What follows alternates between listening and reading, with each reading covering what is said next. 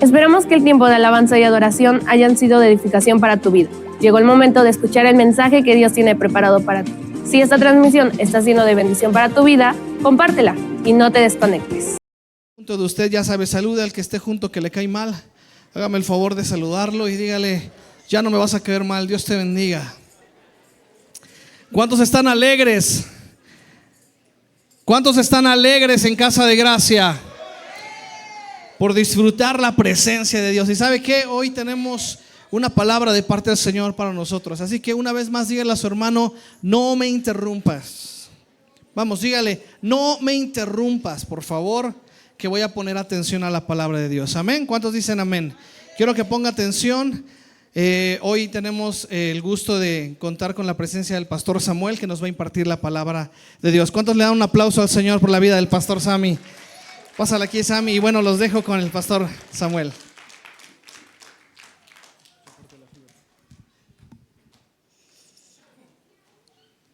Muy buenas noches, ¿cómo está? ¿Está bien? ¿Está mal? Había una personita que decía antes en este lugar: imposible estar mal. A ver, ¿cómo está? Ey, créasela, caray. Créame que la vez que me dijo el pastor Isaac: ¿cuándo predicas? Le dije: híjola, cosa difícil has pedido, pero mejor invítame a tocar, le decía yo. Tocamos el bajo, le digo, de todos modos ni se escucha. Entonces me dijo: no, le digo, bueno, a dirigir, ya la dirección. Me dice: no, tú puedes, échate la prédica. Y créame que el Padre ha sido bueno con uno. El Padre nos ha enseñado, el Padre ha ido dando palabra a nuestra vida. Y si tú lo crees, si tú lo declaras, el Padre te va a hablar el día de hoy. Decía el apóstol Pablo a Timoteo que ninguno tome en poco tu ¿qué? ¿Cuántos jóvenes hay en este lugar? ¿Cuántos jóvenes de 70 años? Así que disculpe usted si se me llegan a caer los pantalones, pero estoy muy nervioso, la verdad. Las piernas me están temblando. Pero vamos a hablar de un tema muy importante, algo que mencionaba Pastor Isaac ahorita acerca de la presencia de Dios. Es un tema que me ha inquietado bastante, la presencia de Dios. ¿Qué es la presencia de Dios? ¿Cómo transmitir la presencia de Dios a tu vida? Pero ¿sabe qué más importante? ¿Cómo transmitir la presencia de Dios a tus generaciones? Porque es bien bonito venir a la iglesia, brincar, saltar, llorar, caerse, pero lo más bonito es que puedas transmitir la presencia de Dios en tus generaciones. ¿Cuántos dicen conmigo: la presencia de Dios se va a transmitir a mis generaciones? ¿Y sabe qué? Llevamos 23 años de ministerio. Bueno, yo no, usted. 23 años. Creo yo que somos la primera generación de predicadores a partir del apóstol, de mi papá. De veras, reciba saludos del pastor Esteban, de la iglesia de Casa de Gracia en Domingo Arenas. Y recordaba yo cómo inició este ministerio. Mi ministerio inició con eso que está ahí, ¿sí o no, apóstol? Ese shofar fue donde inició mi ministerio. Ahí empecé a tocar el shofar, a barrer, a trapear. Pero lejos de eso, yo me pongo a pensar cómo el Padre usó, en este caso a mi padre, para inculcarme el camino de Dios. Y a lo largo de la iglesia, a lo largo de mis 31 años que tengo en la iglesia, 10 años estuvimos en otra cobertura y el resto de tiempo aquí, he visto cómo la iglesia ha sufrido cambios. Si bien podemos ver que la iglesia de los 90 ya no es la misma de estos años, la iglesia de los 2000 ya no es lo mismo, ya no se predica lo mismo, ya es muy diferente. El domingo platicábamos con los hermanos, bueno, predicaba yo en Domingo Arenas y les decía: ¿se acuerda cuando los servicios se hacían solamente con una guitarra. No había batería, no había instrumentos, no había una super mixer, no había un super sistema de audio activo, potente. Simplemente había adoradores, adoradores en espíritu y en verdad, como bien menciona en San Juan. Adoradores de corazón que simplemente con el hecho de cantarle al Padre con el corazón, la presencia de Dios descendía. Y vamos a ver 3 ejemplos muy importantes que me llamaron la atención. Y vamos a ver de manera cronológica cómo sucedió. ¿Cómo sucedió esto de que estos personajes no supieron, 2 de estos personajes no supieron transmitir la presencia de Dios a sus generaciones? Y si me acompaña a Salmos 127:4, me dice amén cuando ya lo tenga. ¿Cuántos trajeron su Biblia? A ver, levante su Biblia. Eso. El que no trajo su Biblia, acérquese con algún cristiano que tenga ahí al lado y dígale, compárteme tantita Biblia. Y si no hay ningún cristiano, aquí está la pantalla. Dice Salmo 127:4: como flechas en mano del guerrero, así son los hijos tenidos en la juventud. Como introducción escogí este versículo. Si bien ahorita no tengo hijos, quiero platicarle que mi esposa tiene 5 meses de embarazo. Realmente estoy muy emocionado, no lo tenía que dejar pasar. Mi esposa ya cambió de color, pero es por la camisa, es el reflejo. Y aprovechando, le quiero dar gracias a mi esposa por todo este tiempo, estos 3 años que vamos a cumplir. ¿Y sabe qué dice? Como flechas en manos del guerrero, así son los hijos tenidos en la juventud. Dice la versión NBI en el 127:4 y 5, dice: como flechas en las manos del guerrero son los hijos de la juventud. Dichoso aquel que llena su aljaba con esta clase de flechas. No será avergonzado por sus enemigos cuando litiguen contra él en los tribunales. Es decir, cuando dice esta clase de flechas, quiere decir que hay muchas flechas. Quizás la principal flecha puede ser la presencia de Dios, puede ser inculcarle a tus hijos, a tus generaciones. No sé, diferentes flechas puedes inculcar. A lo largo de este tiempo hemos podido ver cómo la iglesia, le decía yo, sufre cambios. Yo recuerdo hace unos 25 años, ¿dónde está Chay? Chay y yo nos conocemos hace unos 26. Es lo que platicábamos cuando fue a predicar a Domingo Arenas. Y recordábamos cómo cuando hacían las actividades en la iglesia, andábamos ahí corriendo, subiendo y bajando en las escuelitas bíblicas que anteriormente se hacían de 1 semana, 2 semanas. Y platicábamos con mi papá y decíamos, fíjate, yo nunca me imaginé de verlos a ustedes dos jugando ahí en la tierra, fútbol de 5, 6, 7, 8 años, hermanita Lupita. Que iba yo a tener a Chay predicando en la iglesia, me decía. Y me decía, y tampoco te imaginé de pastor. Y si ya bien cierto, pues yo tampoco me imaginaba de pastor. Pero eso es lo que pasa cuando tenemos las flechas que el Padre derrama sobre nuestros padres. Amén. Y el primer ejemplo que vamos a ver es Elí. Me acompaña a 1 Samuel 2:12, del 12 al 17. Vamos a ver unos puntos importantes acerca del sacerdote Elí. 1 Samuel 2:12, vamos a leer el 12 y vamos viendo. Dice, los hijos de Elí eran hombres que eran hombres que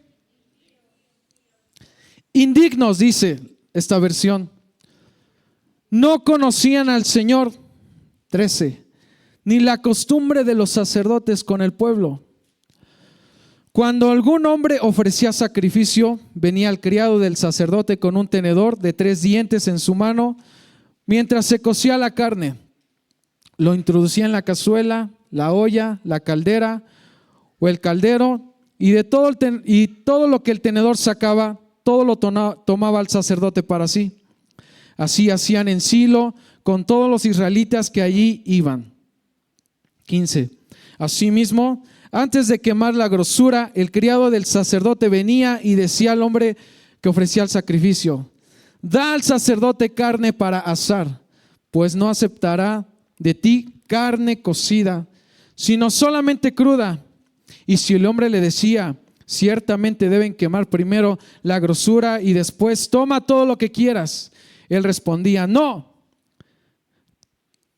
sino que me la darás ahora, y si no, la tomaré por la fuerza. El pecado de los jóvenes era muy grande delante del Señor, porque los hombres, ¿qué dice su Biblia? Menospreciaban la ofrenda del Señor. Y ahí podemos ver un ejemplo muy importante acerca de Elí. Elí era un sacerdote que estaba en la presencia de Dios. Y los hombres de los hijos de Elí eran Ofni y Fines. Me di a la tarea de investigar de dónde provenían estos dos nombres, Ofni y Fines. Son nombres propios que en egipcio significan renacuajo o de piel obscura. Si bien recuerda, para los egipcios las ranas, los renacuajos, era un símbolo de ¿qué?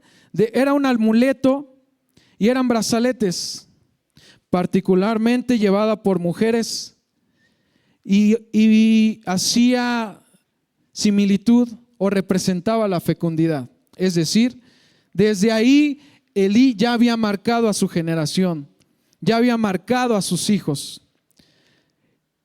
En el 12 dice: los hijos de Elí eran hombres indignos. Y hombres indignos quiere decir que no tenían mérito ni disposición para algo. Eran hombres infames, despreciables, detestables, deshonrosos, vergonzosos.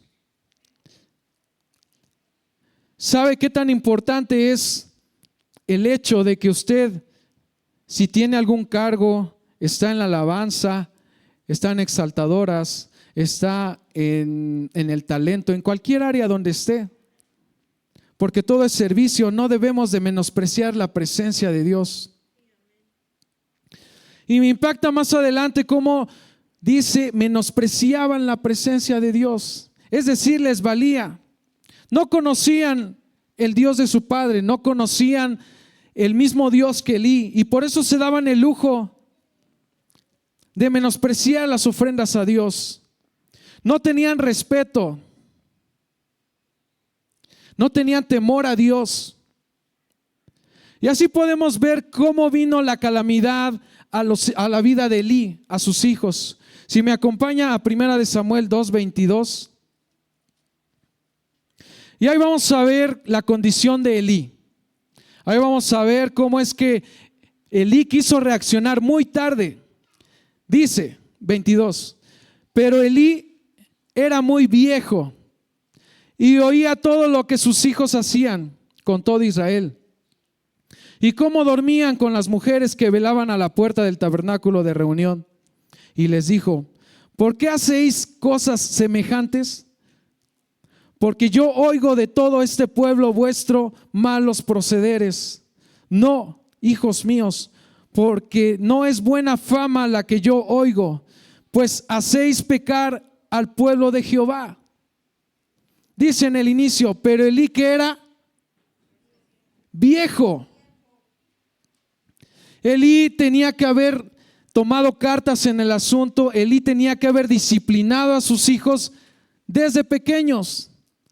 Sin embargo, era demasiado tarde cuando Elí escuchó cómo el pueblo mencionaba que eran malos hijos. Y muchas veces pasa eso en la vida diaria, en la vida de hoy. Los padres, cuando son pequeños, no corrigen. Cuando son pequeños se les va a la ligera. Cuando son pequeños no meten en cintura a los niños. Dice un versículo en la Biblia, instruye al niño ¿en qué? En su carrera, en su camino. ¿Para qué? Cuando sea viejo no se aparte de ella. Sin embargo, Elí, con toda la presencia de Dios que llevaba a hacer sacrificios, no supo cómo pasar ese legado hacia sus hijos. No supo cómo hacerle para transmitirle la presencia de Dios, porque si bien Ofni y Fines no conocían la presencia, no sabían qué se manifestaba ahí adentro, se les hacía fácil tomar las ofrendas. Era muy delicado tomar la ofrenda. Era muy delicado tomar el sacrificio que el pueblo llevaba para sacrificar. Y ahí podemos ver cómo toda una generación se echó a perder. Toda una generación sufrió ese cambio para mal. Acompáñame a 1 Samuel 2:27.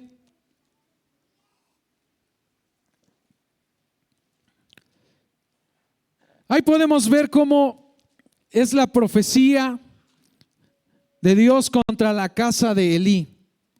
Inicia en el 27, pero vamos a leer del 30 en adelante. Dice: por tanto, el Señor Dios de Israel declara: ciertamente yo había dicho que tu casa y la casa de tu padre andarían delante de mí para siempre.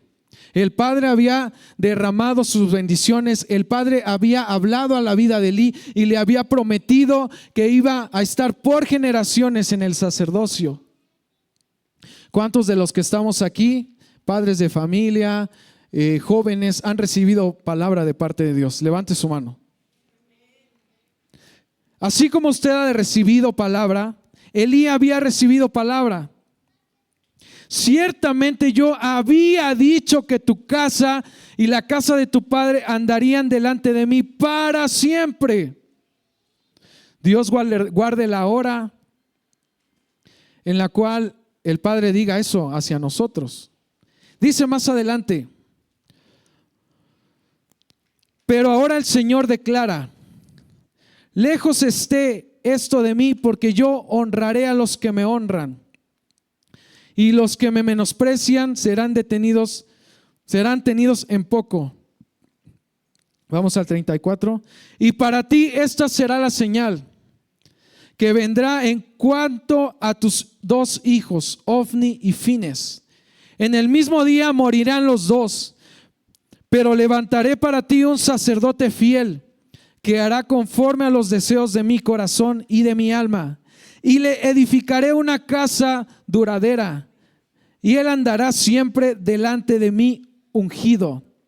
Y acontecerá que todo aquel que haya quedado de tu casa vendrá y se postrará ante él por una moneda de plata o una torta de pan. Dirá: asígname a uno de tus oficios sacerdotales para que pueda comer un bocado de pan. Imagínense qué difícil era esto para Elí. Elí ya era viejo. Elí ya no podía echar marcha atrás. Elí quiso corregir a sus hijos, pero sin embargo ya era fuera de tiempo. Y Dios habla fuertemente a Elí y le dice: ¿sabes qué? Tu casa va a perecer. Tu casa va a desaparecer de la presencia. Y ahí le menciona quién será el sucesor, quién sigue después de Elí. Ayúdeme. Samuel. Y yo leyendo esto cronológicamente, como lo venimos viendo, pensé y dije: bueno, Samuel,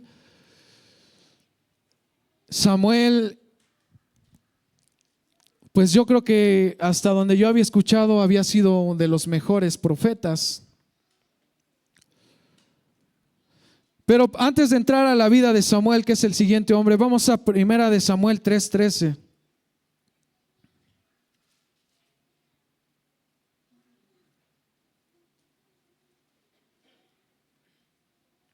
Perdón, 1 de Samuel 4:11.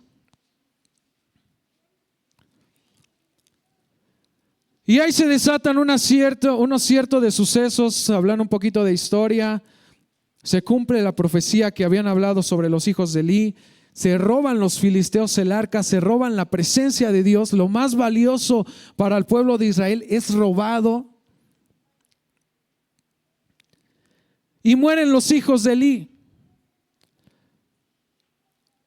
Dice en 1 Samuel 4:11, el arca de Dios fue capturada, murieron los dos hijos de Elí, Ofni y Fines. Vamos hacia el 17. Respondió el que trajo la noticia y dijo: Israel ha huido delante de los filisteos. Además, ha habido una gran matanza entre el pueblo. También han muerto tus dos hijos, Ofni y Fines, y el arca de Dios ha sido tomada. Y sucedió que cuando mencionó el arca de Dios, Elí cayó de su asiento hacia atrás, junto a la puerta. Se rompió la nuca y murió, pues era entrado en años, pesaba mucho, había juzgado a Israel 40 años. Ese fue el fin de Elí. Ese fue el fin de sus hijos. Dice aquí la Biblia que era entrado en años. ¿Y era un poquito qué? No, gordito, era gordito. Dice aquí que pesaba mucho, pero bueno, no vamos a hablar de su peso, no vamos a calcular el peso. Dice aquí al final, había juzgado a Israel 40 años. El número 40 en la Biblia significa cambio, prueba, purificación, preparación. Así que era tiempo de que el Padre usara otro sacerdote para purificar la presencia, para purificar a las personas que estaban en la presencia de Dios. Y ahí sigue el siguiente personaje, mi tocayo, Samuel. Como le decía hace un momento, aún teniendo la escuela de Elí,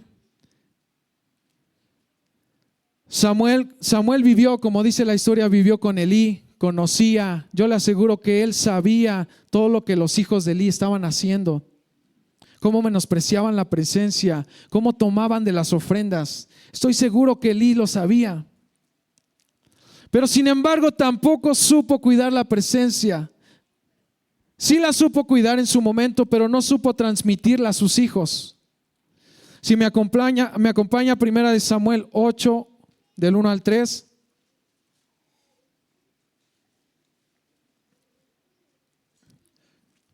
Le prometo que hoy nos vamos a ir temprano. Amén. No, pues no escuché muchos aménes. Ahorita sigue el apóstol predicando. Dice el encabezado, el pueblo pide rey. Dice el 8. Y aconteció que cuando Samuel era ¿qué? Era viejo, igual que Elí. Cuando era viejo, puso a sus hijos como jueces sobre Israel. El nombre de su primogénito era Joel y el nombre del segundo era Abías.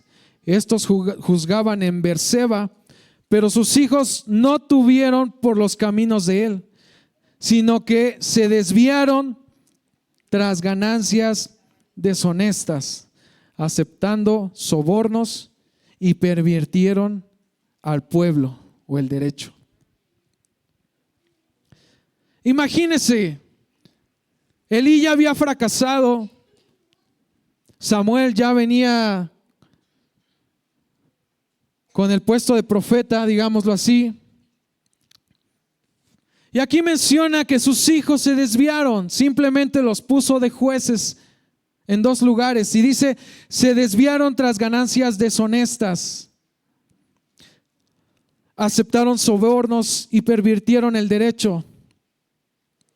Las características de los hijos de Samuel eran que eran deshonestos, corruptos, es decir, tampoco supieron respetar la presencia de Dios. Tampoco supieron cómo tratar la presencia de Dios. Para ese entonces el arca ya había sido robada. Y si los hijos de Elí, estando el arca ahí presente, no la supieron cuidar ni le daban el valor, imagínense los hijos de Samuel. No supieron cómo cuidar la presencia. Los nombres eran Joel y Abías. Esos eran los nombres de los hijos de Samuel. Y fíjese, hermano, qué triste es cuando Cuando hay una generación de predicadores, cuando hay una generación de pastores, se levanta un pastor con poder, con palabra, pero no hay un sucesor. No hay quien pueda seguir el legado. No hay quien pueda continuar el ministerio. Hasta después del ungimiento fue cuando me cayó el 20 y dije, bueno, qué bueno que me ungieron. Porque si bien no soy el mejor, porque si bien no soy el más preparado, porque si bien no soy el más bueno, pero es por la misericordia del Padre que nos permite estar aquí en este lugar. Y es por la misericordia del Padre que usted está escuchando y está sentado en ese lugar. No es porque seamos buenos o malos, es porque el Padre se ha placido derramar su presencia sobre nosotros. Amén. Y vamos a 2 de Samuel 6:3.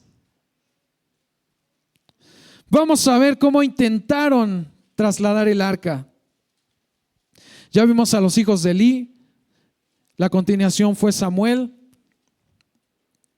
Y Samuel tampoco tuvo éxito con sus hijos para que siguiera con la presencia de Dios.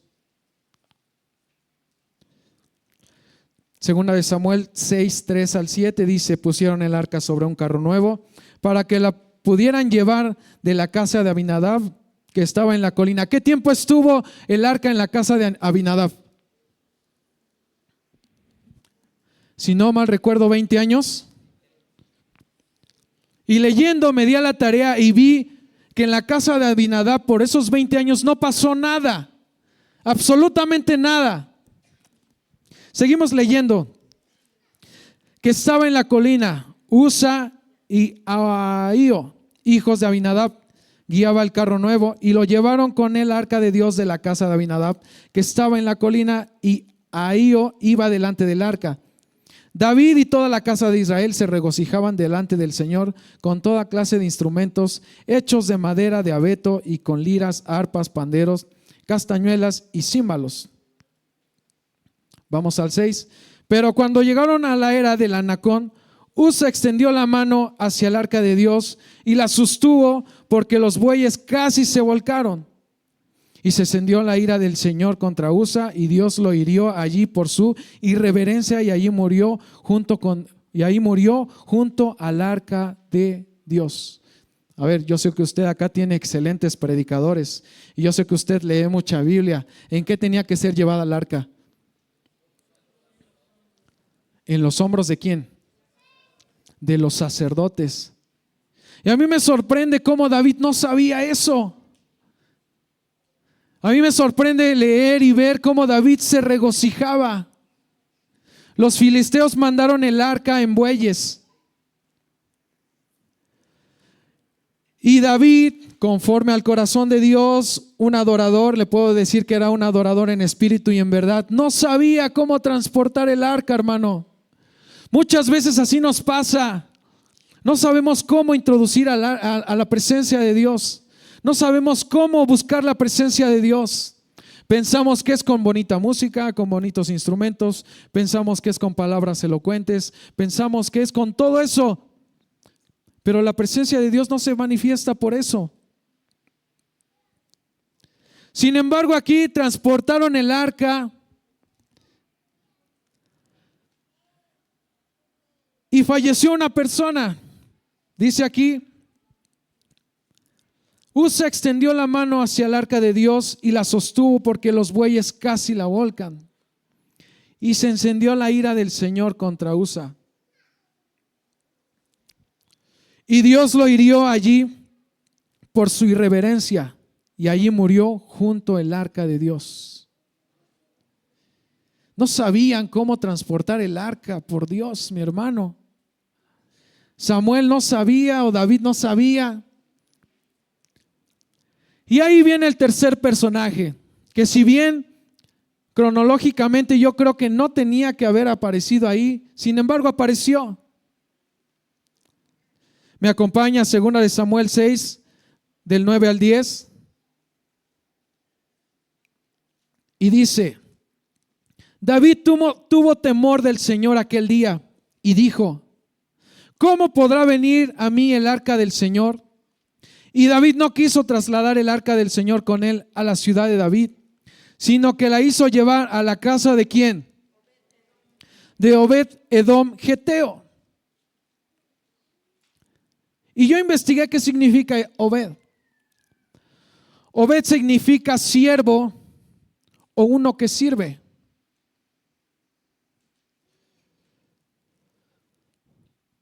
Yo me imagino esa escena, no sé, la Biblia anteriormente menciona algo sobre Obed. Creo que es la primera vez que se menciona. No sé cómo pasó eso,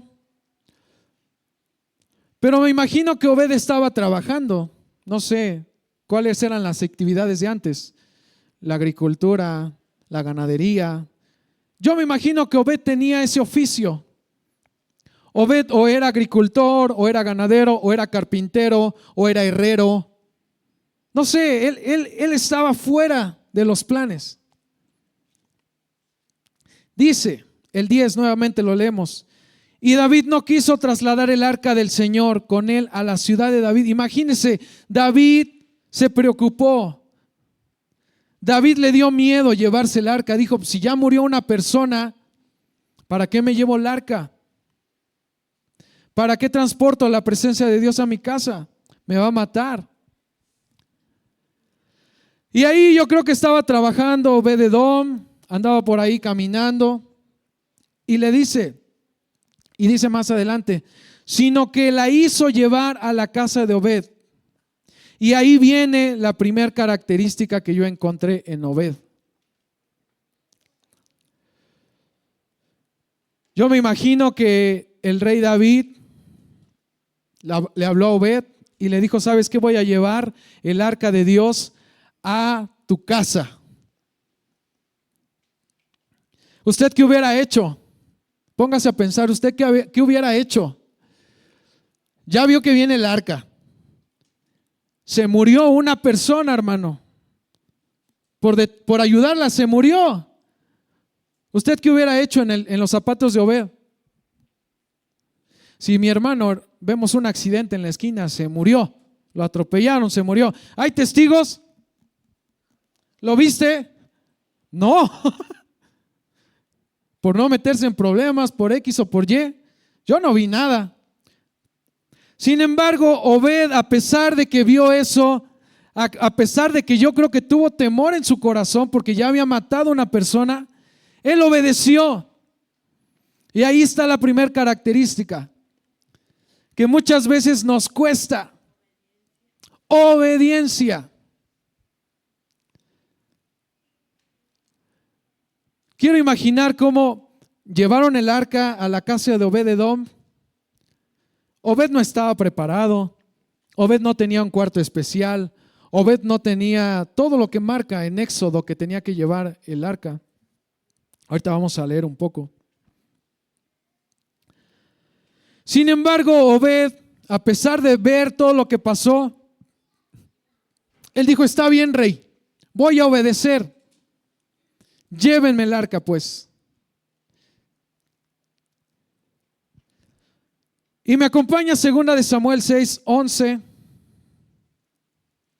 Dice, por 3 meses permaneció el arca del Señor en la casa de Obed-Edom, Geteo, y bendijo al Señor a Obed-Edom y a toda su casa. Póngase a pensar, mi hermano.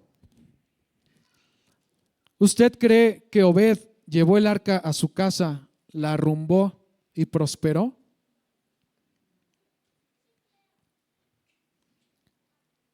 Ya había estado el arca en la casa de Abinadab 20 años y no había sucedido nada, hasta que la intentaron trasladar y alguien murió. Llega a la casa de Obed, ¿y usted cree que Obed la guardó? Yo me atrevo a pensar y digo, esos 3 meses el padre bendijo a Obed de una manera sobrenatural.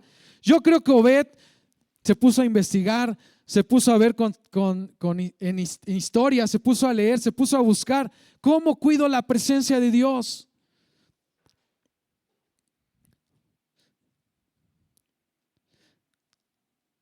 Me acompaña 2 de Samuel 6:3.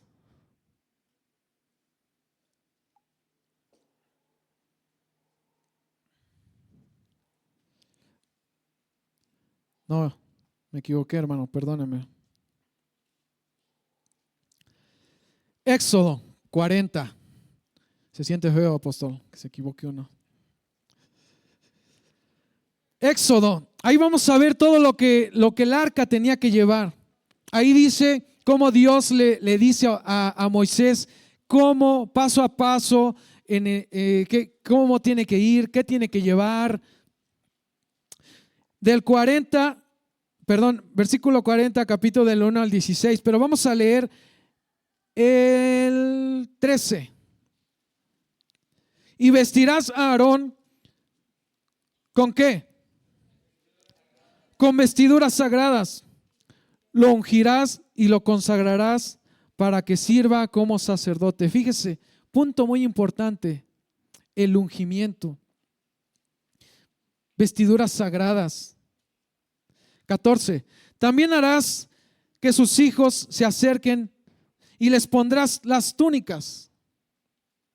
Es decir, no nada más ungían al sacerdote, no nada más ungían al principal, ungían a toda la familia. También harás que sus hijos se acerquen y les pondrás las túnicas. 15. Y los ungirás como ungiste a su padre, para que me sirvan como sacerdotes.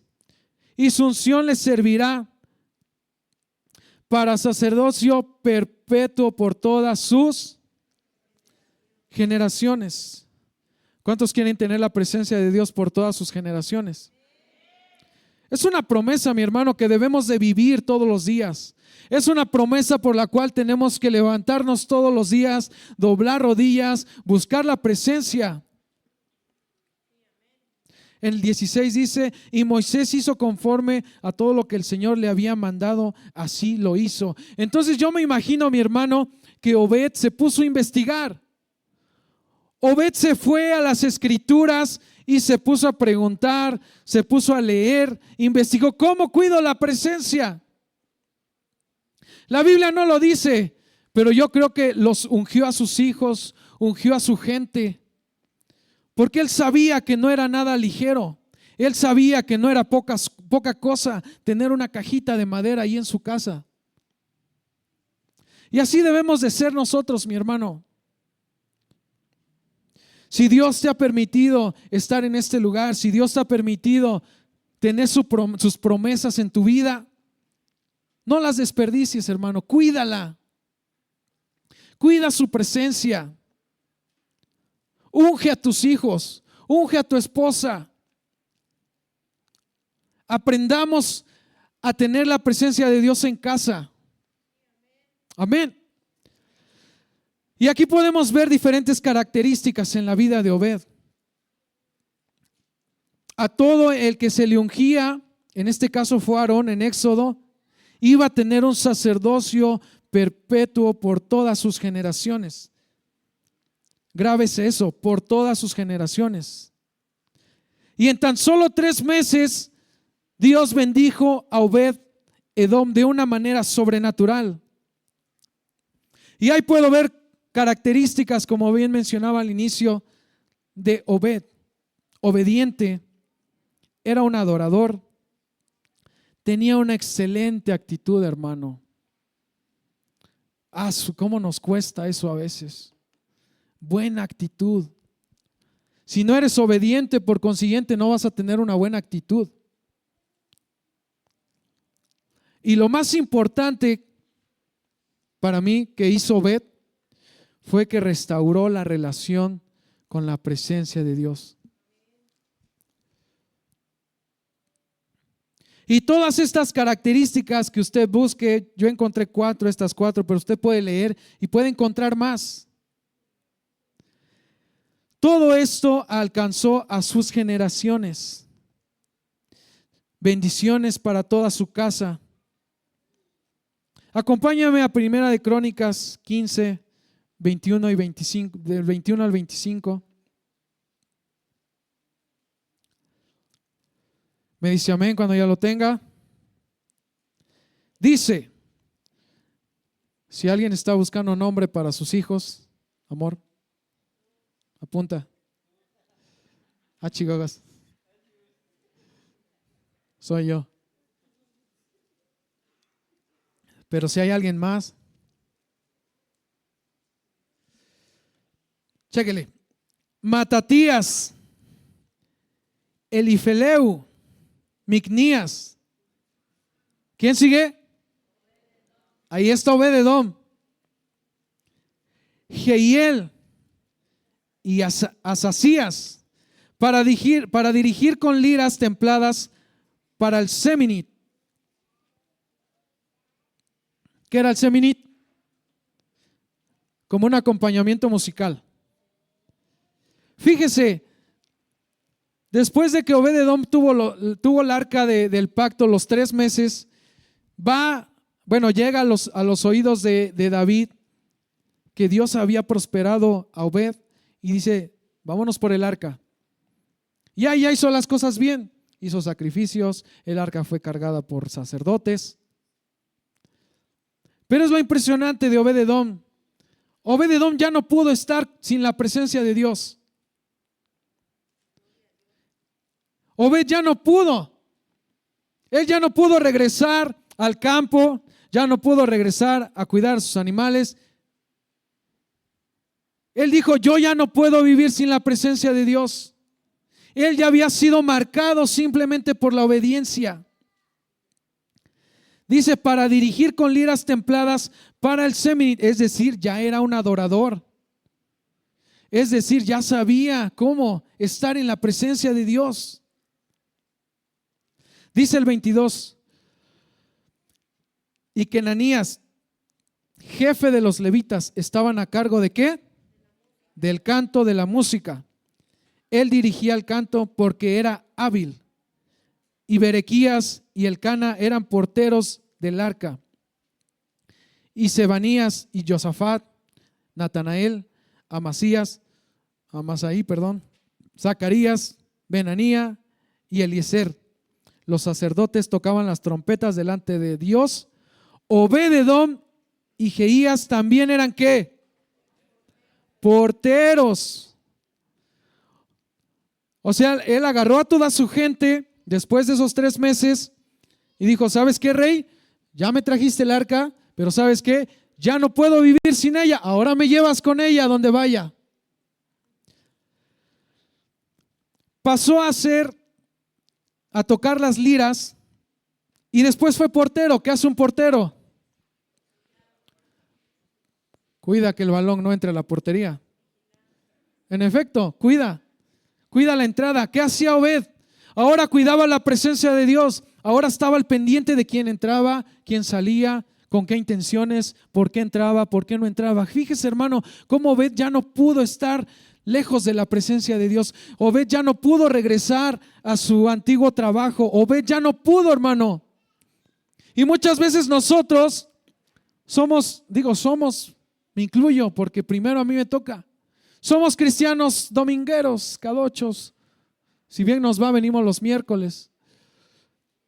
Yo veía la transmisión hace 8 días cuando estuvo el pastor Noé. Dije, son poquitos, no hay muchos. Va a estar tranquilo. Pero nomás me engañaron porque todos se sientan atrás. Y en la transmisión nada más se ve esta hilerita. Me timaron. Dice el 25, hermano. Primera de Crónicas 15, 25.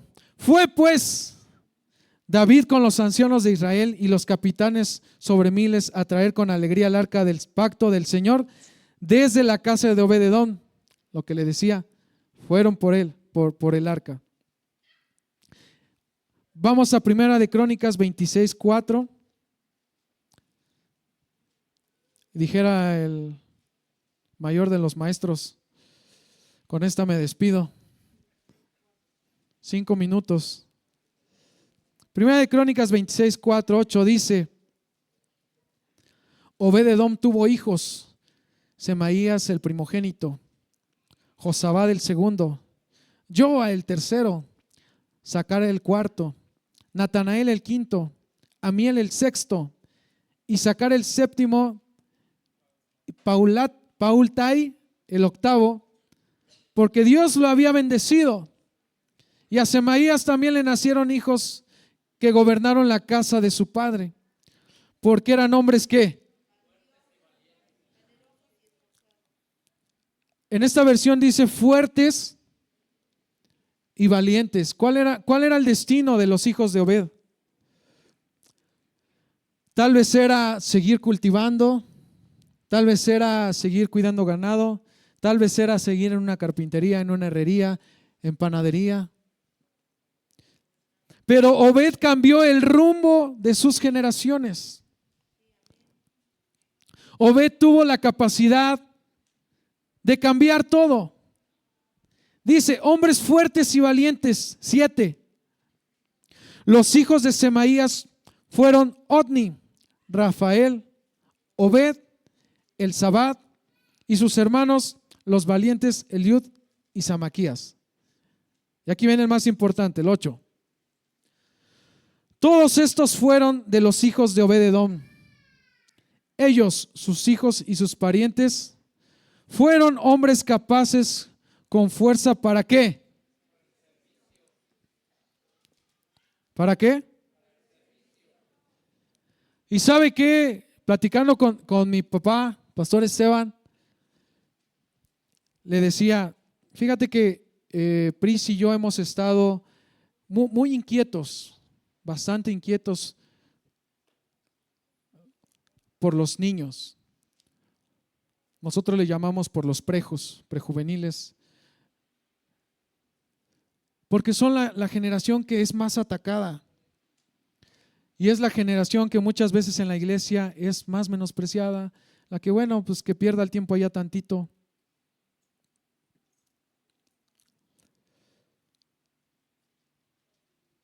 Y a veces en la iglesia escasea la persona que quiere servir. Créame, nada más pasa allá. Espero que corten la transmisión. Hermano, apóyenos con esto. Hermano, sirva en esto. Hermano, échenos la mano. Vea qué difícil es a veces que el pueblo entienda el poder del servicio. Dice, fueron hombres capaces con fuerza para el servicio.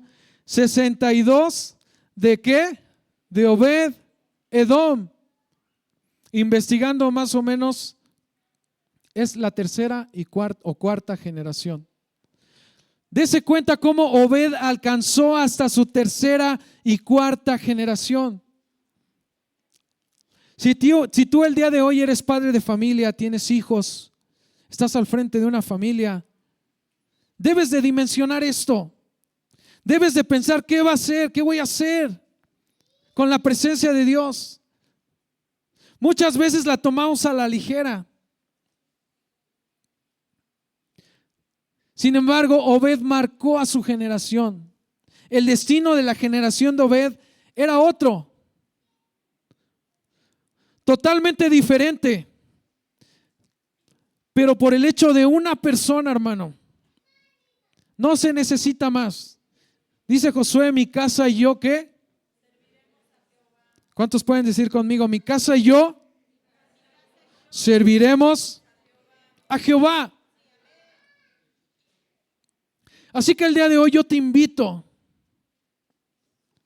a que medites por un momento. ¿Qué estoy haciendo para cuidar la presencia? No para ti, sino para tus generaciones. ¿Les quieres traer bendición?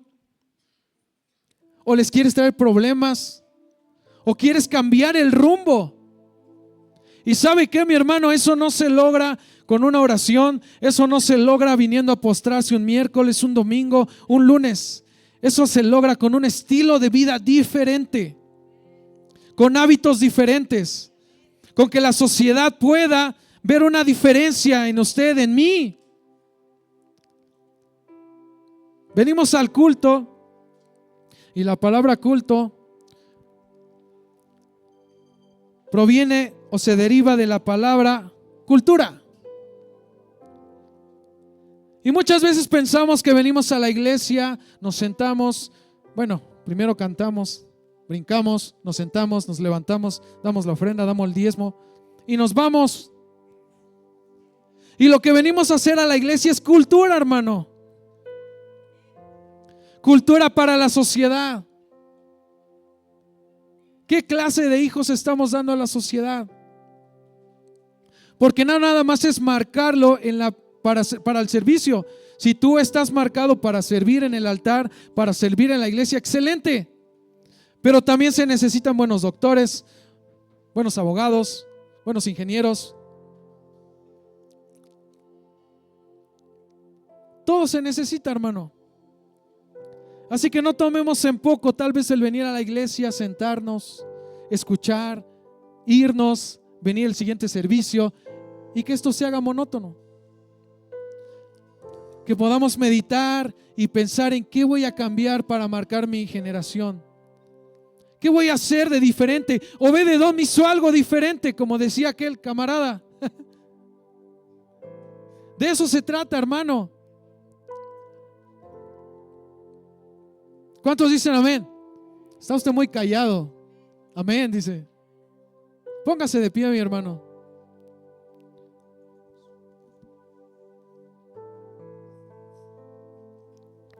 Vamos a pedirle al Padre que nos dé la sabiduría.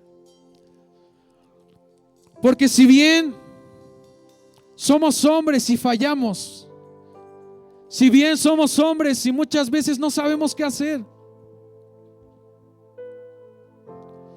pero el Padre quiere darte la respuesta. El Padre quiere darte fuerzas. El Padre quiere usarte. Tiny, el Padre quiere usarte. Tú estás aquí por un propósito.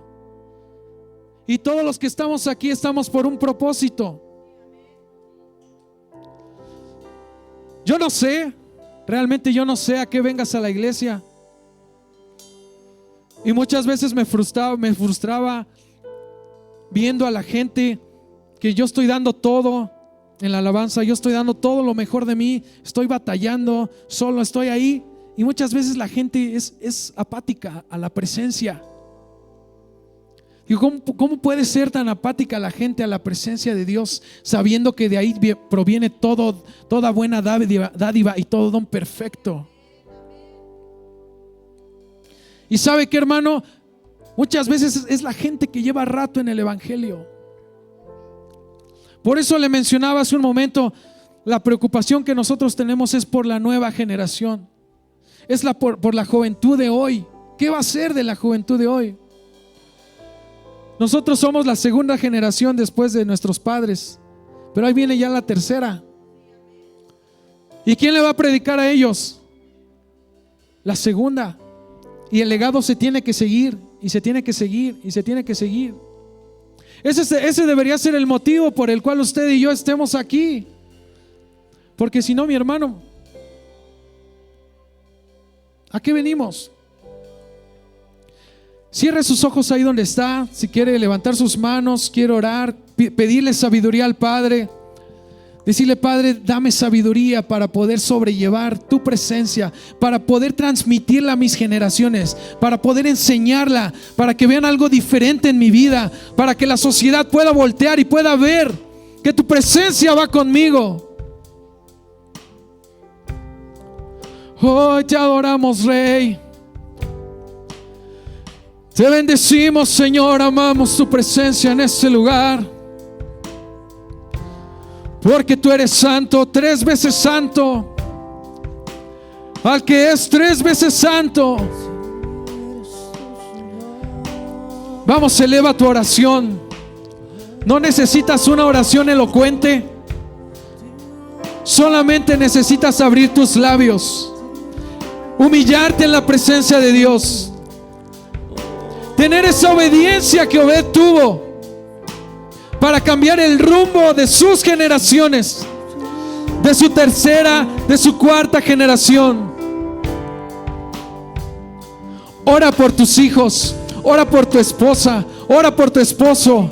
Levántate de madrugada, pide por él, pide por tu milagro, pide por la solución a tu problema. Nadie más va a venir a pedir más mejor que tú. Nadie más va a pedir mejor que tú. Vamos, mi hermano, abre tus labios, dile al Padre: Señor, ayúdame, enséñame, ayúdame a poder ser obediente. Es tu presencia. Y entra en mi casa. El arca de tu presencia, así como vendedor. Así como veré. Ahí está el Espíritu Santo. Donde hay 2 o 3 congregados en su nombre, ahí está.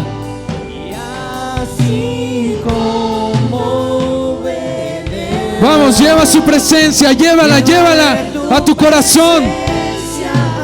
Enséñame obediencia, enséñame a adorar. Aquí me quedaré, tu presencia guardaré. Dile al Rey, no me moveré. Aquí me quedaré, tu presencia. Oh, oh.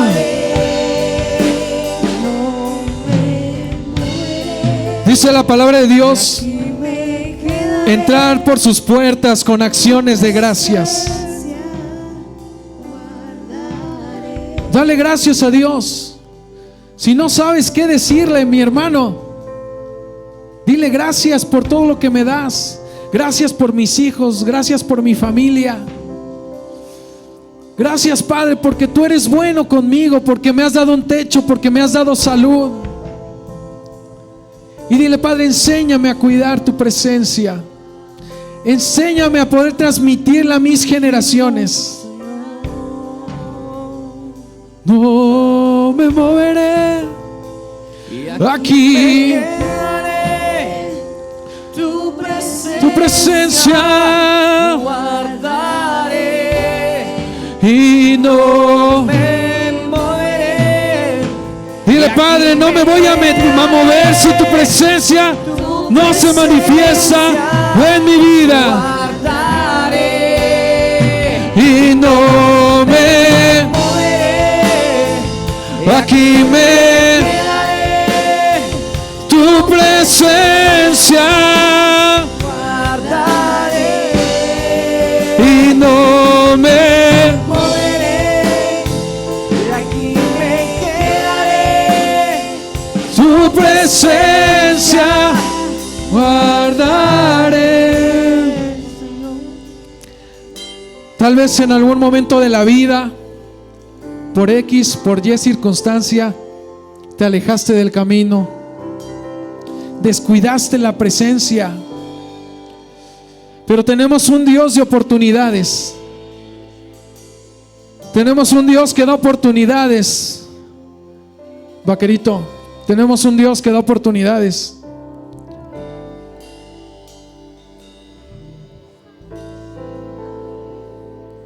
Tú eres un adorador, no se te olvide. Tú estás marcado para servir en el altar. No pasa nada si te equivocaste, si te apartaste. Hoy es el día para que restaures la presencia de Dios. Hoy es el día para que vuelvas a hacer ese compromiso con el Padre. Que levantes tus manos, te humilles delante del Rey y le digas: Padre, perdóname. Perdóname porque me alejé de ti.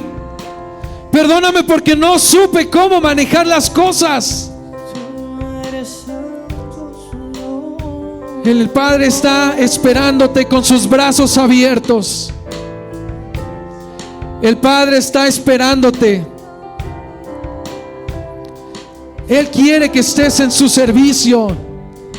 Él quiere que regreses a sus caminos. Él quiere que lo busques nuevamente de madrugada.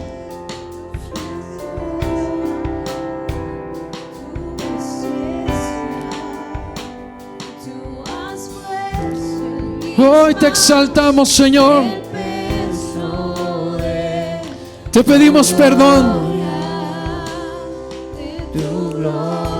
Porque muchas veces, como David, no sabemos tratar tu presencia. Porque muchas veces tomamos a la ligera al venir a la iglesia. Cántale al Rey, dile: tú pusiste en mis manos tu gloria, de tu gloria.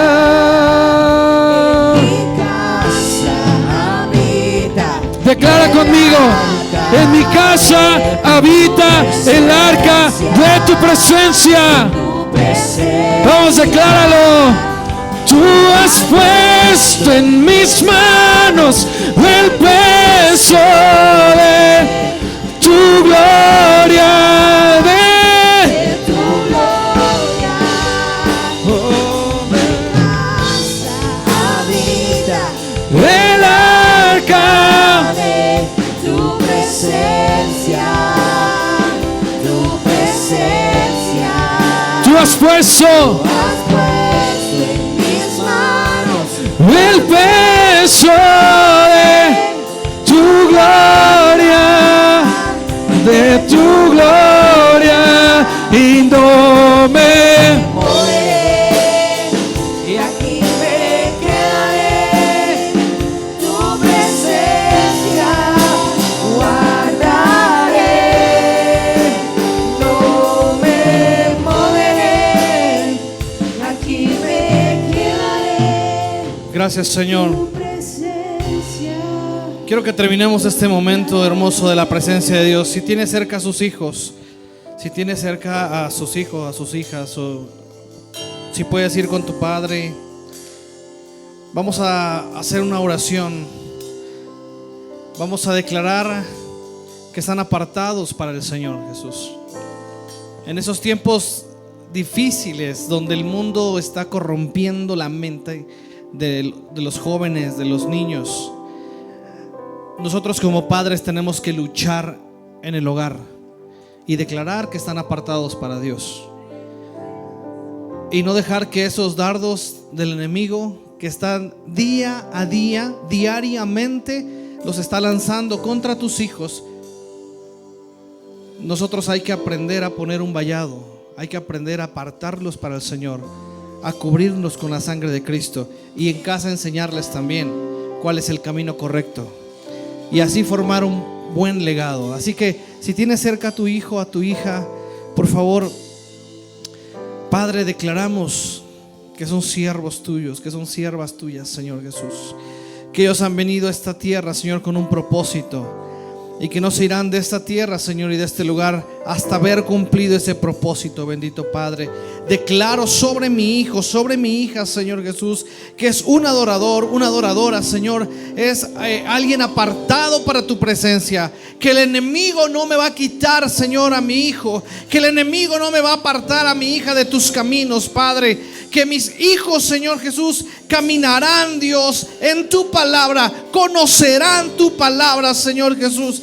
Que mis hijos, Espíritu Santo, desde ahorita, Dios, desde pequeños o en la edad que se encuentran ahorita, Padre, son apartados para tu gloria, bendito Dios. Que se conducirán, Señor, correctamente, Padre. Que sabrán cuál es el amor de Dios hacia ellos. Que sabrán, Señor Jesús, cuál es el camino correcto, Padre Celestial.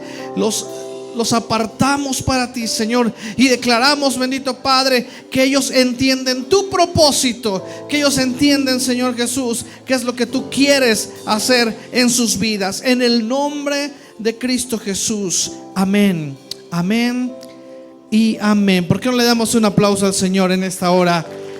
Désela fuerte, dele fuerte el aplauso. Gracias por quedarte hasta el final. Esperamos que este tiempo haya sido de gran bendición para tu vida. Te esperamos en nuestro siguiente servicio. Síguenos en nuestras redes sociales para estar al día. Bendiciones.